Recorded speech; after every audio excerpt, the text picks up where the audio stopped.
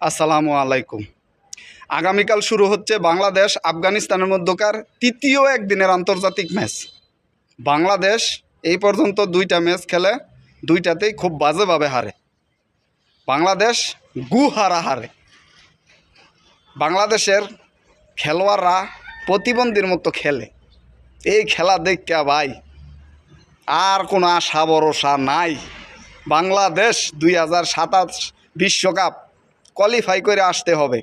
যেখানটায় বাংলাদেশকে বাছাই পর্ব খেলে আসতে হবে। টানা যদি 4টা ম্যাচ জিততে পারে হয়তোবা সম্ভাবনা আছে 2027 বিশ্বকাপ সরাসরি খেলার। এরও থাকতে হবে সেরা 8-এর মধ্যে র্যাঙ্কিংয়ে, না হয় বাংলাদেশ বাছাই পর্ব খেলে আসতে হবে। কাজেই বাংলাদেশকে তাদের সেরাটা দিয়ে খেলতে হবে। আর বাংলাদেশের যে টিম ম্যানেজমেন্ট এরা কি শিখায় গো এটাই বুঝি না। এক রশিদ খানের বল তোরা হয়ে দেওস না ভাই, তাইলে তোরা খেলবিটা কি? তোরা দূরবীন লাগাইলে চক্ষু দূরবীন, তাইলে হয়তোবা তোরা বড় বল ফুটবলের মতো দেখবি, তাইলে তোরা খেলতে সুবিধা হইব। তোরা তেমনি সয়ে দেওস না কানা, কি করবি তোরা?